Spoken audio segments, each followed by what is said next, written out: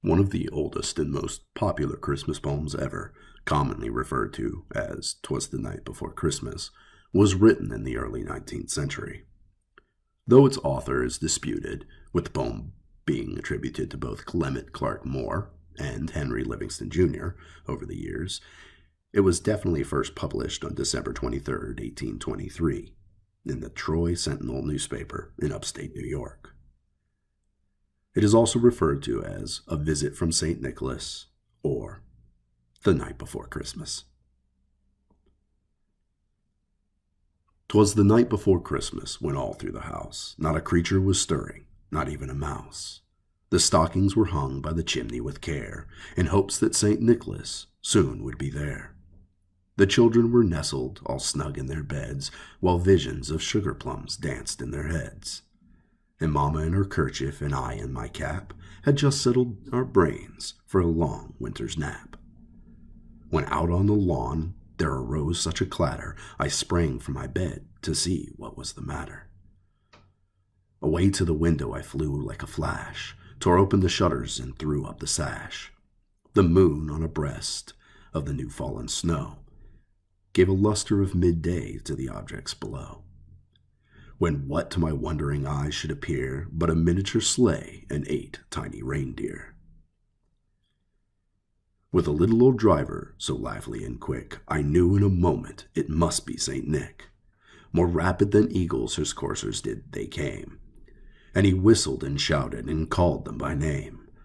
Now Dasher, now Dancer, now Prancer and Vixen, come Comet, on Cupid, on Dunder and Vixen.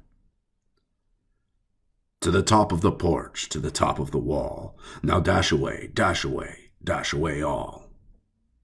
As dry leaves before a wild hurricane fly, when they meet with an obstacle, mount to the sky, so up to the housetop the coursers they flew, with the sleigh full of toys, and St. Nicholas too.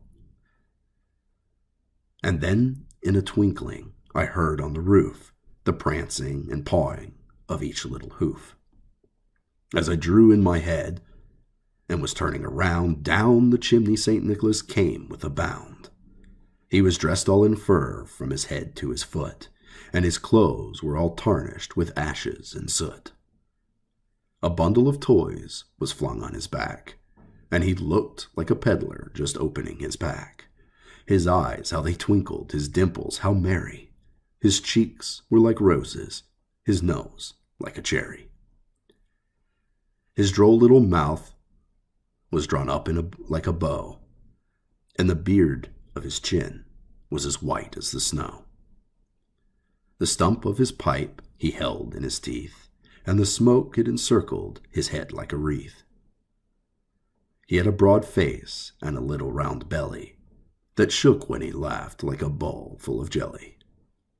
He was chubby and plump, a right jolly old elf, and I laughed when I saw him in spite of myself. A wink of his eye and a twist of his head soon gave me to know I had nothing to dread. He spoke not a word, but went straight to his work, and filled all the stockings, then turned with a jerk, and laying his finger aside of his nose, and giving a nod, up the chimney he rose. He sprung to the sleigh, to his team gave a whistle, and away they flew, like the down of a thistle. But I heard him exclaim, ere he drove out of sight, "Happy Christmas to all, and to all a good night."